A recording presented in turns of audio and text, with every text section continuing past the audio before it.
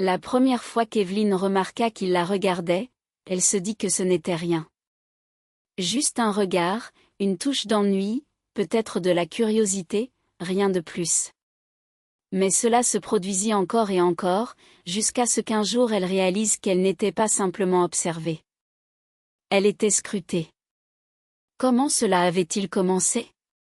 Avec la lumière du soleil. C'était cela, le plus déroutant. Quelque chose d'aussi innocent. La chaleur sur sa peau. L'odeur forte de l'herbe fraîchement coupée et du chlore de la piscine. Elle était allongée dans le jardin, ce jour-là où le temps semblait s'étirer et où le ciel était d'un bleu éclatant. Son mari, Marc, était comme toujours au travail. La maison était silencieuse, comme d'habitude, et elle se sentait seule, comme toujours. Puis elle ressentit ce poids étrange, comme si des yeux étaient rivés sur elle. D'abord, elle chassa cette pensée, se disant que c'était un courant d'air ou un nuage qui passait. Mais quand elle tourna la tête, elle le vit là, le fils des voisins, derrière la clôture, la fixant sans cligner des yeux, sans cacher son regard, comme s'il essayait de comprendre quelque chose. Et le plus fou, c'est qu'elle laissa faire. Pas immédiatement. Elle bougea, redressa ses lunettes de soleil, pensa à rentrer, mais elle ne le fit pas. La façon dont il la regardait n'était pas vulgaire. C'était comme s'il voyait quelque chose en elle. Elle n'avait pas ressenti cela depuis des années, et c'était ce qui la brisa. C'était le début de tout ce qui allait s'effondrer. Et honnêtement, elle aurait pu arrêter cela, elle aurait dû le faire, mais elle ne le voulait pas. Je m'appelle Evelyne Maddox et si on m'avait dit, il y a un an, que je mettrais tout en jeu, mon mariage, ma réputation, la vie stable que j'avais construite pour une étincelle imprudente, je t'aurais ri au nez. Mais c'est ainsi que cela se passe. La vie ne vous prévient pas. Elle se déroule simplement. Elle avait 39 ans quand tout cela commença. Elle était le genre de femme dont les gens disent qu'elle va bien sans vraiment savoir. Elle vivait dans une maison à Saint-Germain-en-Laye. Vous savez, ce quartier chic où chaque rue ressemble à un catalogue, où les gens saluent mais ne connaissent pas votre deuxième prénom. Son mari, Marc, travaillait dans le droit, avec des réunions tardives et un salaire élevé, ce genre de choses. Et elle était là, dans sa robe d'été en lin beige, qui épousait délicatement ses formes, avec des sandales en cuir et un chapeau de paille qui lui donnait un air décontracté. Elle avait toujours aimé ce style simple et élégant, mais ce jour-là, elle se sentait différente. Peut-être à cause de ce regard insistant qui la traversait. Les jours passèrent, et chaque fois qu'elle se retrouvait dans le jardin, elle sentait ce poids sur elle. Elle se surprenait à chercher ce regard, à espérer le croiser. C'était un jeu dangereux, mais elle ne pouvait s'empêcher d'y jouer. La chaleur du soleil, le parfum des fleurs, tout cela semblait amplifié par cette nouvelle sensation. Un après-midi, alors qu'elle arrosait les plantes, elle l'aperçut à nouveau. Il était là, adossé à la clôture, un sourire timide sur les lèvres. « Bonjour, Evelyne, dit-il d'une voix douce. Elle sentit son cœur s'emballer. « Bonjour, Lucas, répondit-elle, essayant de garder un ton léger. « Vous avez un beau jardin, ajouta-t-il, ses yeux brillants d'admiration. Elle sourit, flattée. « Merci, j'y passe beaucoup de temps. » Ils échangèrent quelques mots sur les fleurs, sur la chaleur de l'été, et elle se rendit compte à quel point cette conversation était agréable. C'était comme si, pour un instant, le monde extérieur avait disparu. Chaque rencontre avec Lucas devenait un moment précieux. Ils parlaient de tout et de rien, et chaque échange était chargé d'une tension palpable. Evelyne savait qu'elle s'aventurait sur un terrain glissant, mais chaque sourire, chaque regard échangé, la faisait se sentir vivante. Elle commença à attendre ces moments avec impatience. Le jardin, autrefois un simple espace de détente, était devenu un lieu de rendez-vous secret, un sanctuaire où elle pouvait échapper à la monotonie de sa vie quotidienne. Mais au fond d'elle, une voix raisonnable lui murmurait de faire attention.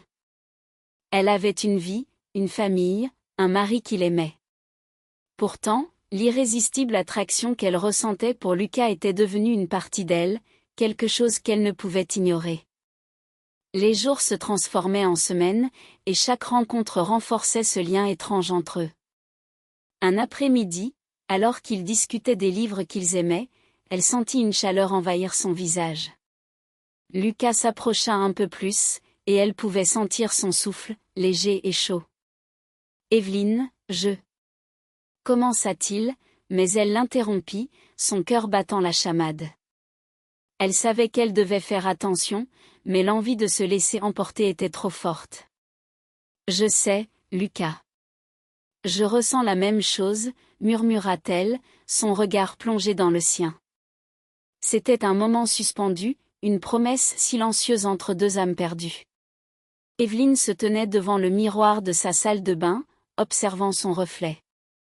Elle avait toujours été celle qui semblait avoir tout pour plaire, mais à l'intérieur, elle se sentait vide. Ce n'était pas seulement une question de physique, c'était cette solitude profonde qui la rongeait, celle qui lui faisait se demander si quelqu'un la voyait vraiment. Son mari, Aaron, était constamment occupé, toujours fatigué. Leur mariage était devenu une routine, semblable à celle de deux colocataires partageant des factures sans vraiment communiquer. Il partait avant l'aube et rentrait après le dîner, épuisé, silencieux, et souvent absent. Il ne parlait que lorsque cela était nécessaire, pour les factures, les courses, les souvenirs. Il n'y avait plus d'amour, plus de vie. Ils ne se tenaient plus la main, ne riaient plus ensemble. Ils existaient simplement, et elle se demandait ce qui lui restait. Avant de devenir Madame Maddox, Evelyne avait été une femme vibrante. Elle riait trop fort, rentrait tard, et changeait de couleur de cheveux sur un coup de tête. Elle avait été professeure d'art avant de renoncer à sa carrière pour soutenir la carrière d'Aaron. Les déjeuners et les conversations banales avaient remplacé ses cours, et peu à peu, elle avait oublié qui elle était vraiment. Ses journées se fondaient dans des tâches ménagères, des podcasts inachevés, des livres laissés de côté, et des déjeuners avec des femmes qui semblaient tout aussi désenchantées qu'elle. Puis, Jacob Mercé, le jeune voisin, était revenu. Ce n'était plus un enfant, mais un homme de 22 ans, de retour de l'université, avec une peau bronzée et une assurance désinvolte qui lui faisait se souvenir de choses qu'elle aurait préféré oublier. Il était autrefois ce gamin qui parcourait la rue sur son skateboard, mais maintenant, il était plus grand, plus large, et sa sourire semblait dire qu'il avait tout le temps du monde. Evelyne se répétait que ce n'était rien. Ce premier regard, cette échappée furtive. Elle l'avait surpris en train de la regarder alors qu'elle se penchait pour ramasser un colis. Leurs yeux s'étaient croisés, et au lieu de détourner le regard, elle avait soutenu son regard. À cet instant, quelque chose avait changé. C'était à la fois dangereux et enivrant. Pour la première fois depuis une éternité, elle se sentait vue. Pas comme une épouse, pas comme une hôtesse, mais comme Evelyne. Une femme avec une soif de vie et encore de la chaleur dans sa peau. Plus elle le remarquait, plus elle se laissait remarquer. C'était un jeu silencieux, un échange de regards chargés de promesses non dites. Les jours passaient et la tension entre eux grandissait. Chaque rencontre dans le jardin, chaque discussion sur des livres ou des films, devenait un moment précieux. Evelyne savait qu'elle s'aventurait sur un terrain glissant, mais l'irrésistible attraction qu'elle ressentait pour Jacob était devenue une partie d'elle. Elle se sentait vivante, et cela lui faisait peur. Un après-midi, alors qu'ils discutaient de leurs auteurs préférés, Evelyne sentit son cœur s'emballer lorsque Jacob s'approcha un peu plus. Elle pouvait sentir son souffle chaud, et cette proximité la troublait. « Evelyne, commença-t-il, mais elle l'interrompit, son cœur battant la chamade. « Je sais, Jacob. Je ressens la même chose, murmura-t-elle, plongeant son regard dans le sien. Evelyne se leva ce matin-là avec une sensation de légèreté, comme si elle flottait au-dessus de la réalité. Elle avait décidé de porter cette robe d'été jaune qu'elle n'avait pas enfilée depuis des années. Aaron, son mari, l'avait autrefois complimentée sur cette robe, mais depuis, il ne l'avait jamais remarquée. Elle savait que c'était mal, mais pour une fois, cela lui importait peu. Ce jour-là, tout allait changer. Aaron quitta la maison à 5h30, lui déposa un baiser sur le front par habitude, pas par amour, puis s'en alla. Elle resta là, allongée, écoutant le léger bruit du ventilateur de plafond. Le silence pesait sur elle, comme une couverture trop chaude, alors elle décida de sortir prendre l'air. Elle se dirigea vers son endroit préféré, sous le grand saule du jardin. Le soleil était juste assez chaud pour la réchauffer, et elle s'étira dans sa robe d'été, se répétant qu'elle ne pensait pas à Jacob, mais en réalité, c'était tout le contraire. À cet instant précis, elle entendit la porte coulissante s'ouvrir. Elle ne se retourna pas, mais elle sentit sa présence, comme une douce mélodie. Son cœur s'accéléra. Des pas s'approchèrent, et elle entendit sa voix, basse et intime. « Tu vas brûler au soleil, dit-il. » Elle ouvrit les yeux et le vit là, appliquant de la crème solaire sur sa peau bronzée. Le soleil illuminait son visage, et ses yeux étaient d'un bleu profond, presque insondable. « Ça va, mais ma voix est un peu cassée, » répondit-elle, tentant de garder son calme. « Tu es déjà rose, » observa-t-il, sans moquerie, juste en la regardant intensément.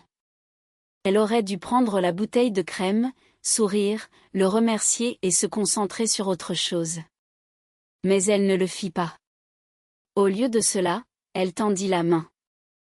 Leurs doigts se frôlèrent, un contact bref mais chargé d'électricité. À cet instant, elle sut qu'elle se tenait au bord de quelque chose de dangereux. 3 jours passèrent sans qu'elle ne le voie. Chaque jour semblait s'étirer à l'infini. Elle fixait son téléphone, regardait par la fenêtre, attendant un signe, une occasion de le croiser à nouveau. Puis, un soir, Aaron rentra plus tôt que prévu. Elle était dans la cuisine, à moitié en train de préparer le dîner, à moitié perdue dans ses pensées, lorsque la porte s'ouvrit. « On peut dîner ensemble » proposa-t-il, ajustant sa cravate avec un sourire fatigué, comme toujours. Mais quelque chose avait changé. Leur repas sur la terrasse, habituellement agréable, lui semblait désormais terne. Aaron parlait de ses affaires, de choses importantes, et elle hocha la tête, sourit, joua son rôle avec soin, mais son esprit s'égarait vers la fenêtre de Jacob, où elle espérait le voir. « Tu es silencieuse » remarqua Aaron en prenant sa main. À ce moment-là, le poids de la réalité lui tomba dessus. « J'ai menti » murmura-t-elle, épuisée par cette vie qu'elle vivait à moitié. Le lendemain matin, Clara trouva une enveloppe glissée sous la porte. À l'intérieur, il n'y avait pas de lettre, juste un billet pour une exposition d'art, celle dont elle avait parlé à Aaron des mois auparavant, mais qu'il avait oubliée.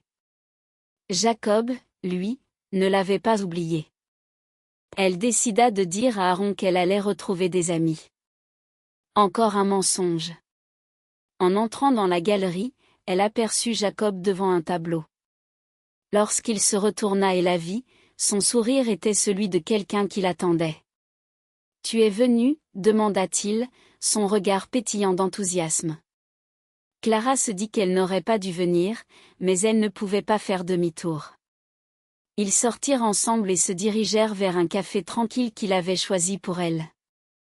Elle se rappela comment elle aimait prendre son café, noir et fort, avec une touche de sucre. « C'est une erreur » murmura-t-elle en tenant sa tasse, la chaleur du porcelaine réchauffant ses mains. « Peut-être » répondit-il avec un sourire, mais il ne la lâcha pas du regard. Elle ne voulait pas partir, car quelque chose en elle la retenait. Ils parlèrent pendant des heures, échangeant des idées et des rires. Jacob était plus jeune, mais il comprenait des choses sur elle qu'elle-même n'avait jamais réalisées. Lorsqu'il repoussa une mèche de cheveux derrière son oreille, elle ne l'en empêcha pas. Plus tard dans la soirée, quand elle rentra chez elle, Aaron l'attendait.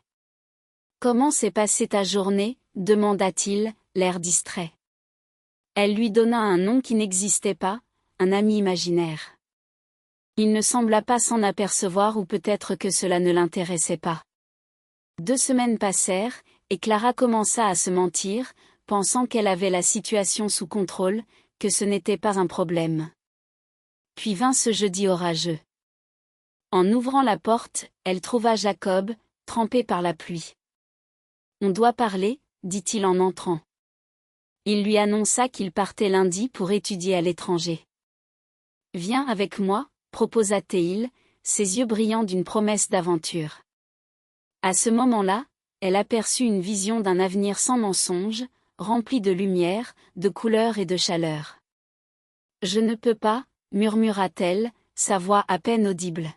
« Pourquoi pas ?» demanda-t-il, son regard insistant. « Tu n'es pas heureuse ici. » Il avait raison, mais la situation était plus complexe que cela. « J'ai fait des promesses », répondit-elle, la gorge serrée. « À qui ?» murmura-t-il, presque pour lui-même. « Je te vois, Clara. » C'était la vérité qu'il percevait. En quelques mois, il avait vu plus d'elle qu'Aaron en 10 ans. À ce moment-là, la porte s'ouvrit brusquement. Aaron entra, son attaché-caisse trempé à la main. Il s'arrêta net, son regard passant de Clara à Jacob. Il remarqua la tasse brisée, le thé renversé sur le sol. Jacob se tenait là, entre eux, et l'atmosphère devint soudainement lourde de tension. Clara se tenait dans le salon, le cœur battant, alors qu'Aaron, son mari, se tenait devant elle, le visage fermé. Jacob, son ancien ami, venait de quitter l'appartement, laissant derrière lui une atmosphère lourde de tension.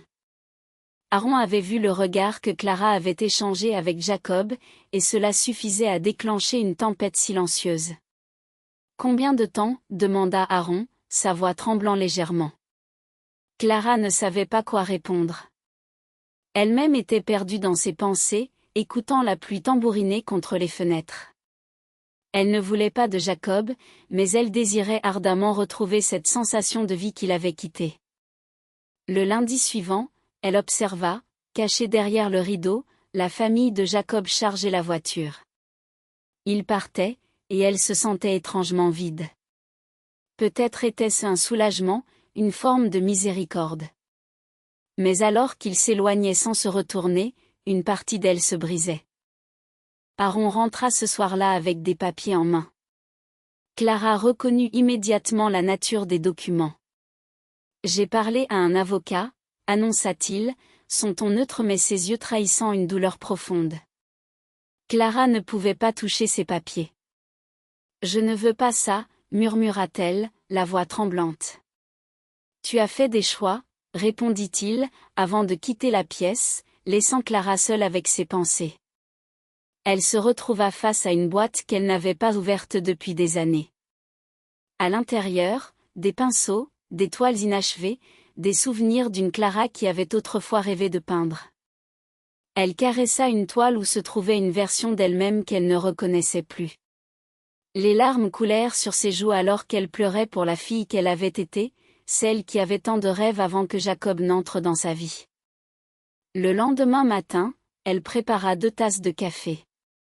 Quand Aaron entra dans la cuisine et aperçut la tasse qu'elle avait préparée pour lui, il s'arrêta un instant. « Nous devons parler », dit-elle, et pour la première fois depuis longtemps, ils engagèrent une véritable conversation. Ce n'était pas parfait, mais c'était authentique. 3 semaines plus tard, Clara signa les papiers de divorce. Aaron l'aida à déménager dans son nouveau chez-soi. Lorsqu'il lui remit les clés, il murmura « J'espère que tu trouveras ce que tu cherches. » Elle hocha la tête, consciente qu'une partie d'elle savait déjà ce qu'elle voulait.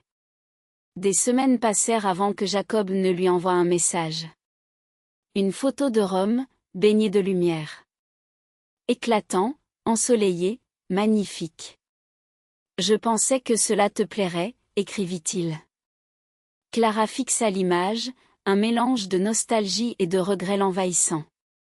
Elle répondit finalement, « C'est magnifique, mais mon histoire s'arrête ici. » Elle bloqua son numéro, décidée à tourner la page. Elle acheta de nouvelles peintures, installa un petit chevalet dans son salon, et, pour la première fois depuis des années, elle peignit quelque chose de spécial pour elle-même. C'était désordonné, imparfait, mais c'était à elle, et cela suffisait. Certaines erreurs la poursuivraient toujours, certaines décisions la marqueraient à jamais. Mais même après l'incendie de sa vie, il y avait toujours une façon de recommencer. Les larmes de Clara coulaient sur ses joues alors qu'elle pleurait pour la jeune femme qu'elle avait été, celle qui avait tant de rêves avant que Jacob n'entre dans sa vie. Elle se remémorait ses aspirations, ses espoirs, et la passion qu'elle avait pour l'art, qui semblait s'être évanouie avec le temps. Le lendemain matin, elle se leva avec une détermination nouvelle. Dans la cuisine de son appartement à Montmartre, elle prépara 2 tasses de café. L'arôme riche et chaud emplit l'air, et elle espérait que cela apporterait un peu de réconfort à Aaron, son ami fidèle. Quand il entra, ses yeux se posèrent sur la tasse qu'elle avait préparée pour lui. Il s'arrêta un instant, surpris par ce geste simple mais significatif. « Nous devons parler », déclara-t-elle, sa voix tremblante mais résolue. Pour la première fois depuis longtemps, ils engagèrent une véritable conversation. Les mots coulaient, parfois hésitants, mais toujours sincères. Ils évoquèrent leurs peurs, leurs rêves et leurs regrets. Ce n'était pas parfait, mais c'était authentique, et cela leur permettait de se rapprocher. 3 semaines plus tard, Clara signa enfin les papiers de divorce. La décision était difficile, mais elle savait que c'était nécessaire pour sa renaissance. Aaron l'aida à déménager dans son nouveau chez-soi, un petit appartement lumineux dans le quartier de Saint-Germain-des-Prés. Lorsqu'il lui remit les clés, il murmura avec une douceur inattendue, « J'espère que tu trouveras ce que tu cherches. » Elle hocha la tête, consciente qu'une partie d'elle savait déjà ce qu'elle voulait, même si elle n'osait pas encore l'admettre. Les jours passèrent, et le silence de Jacob pesait sur son esprit.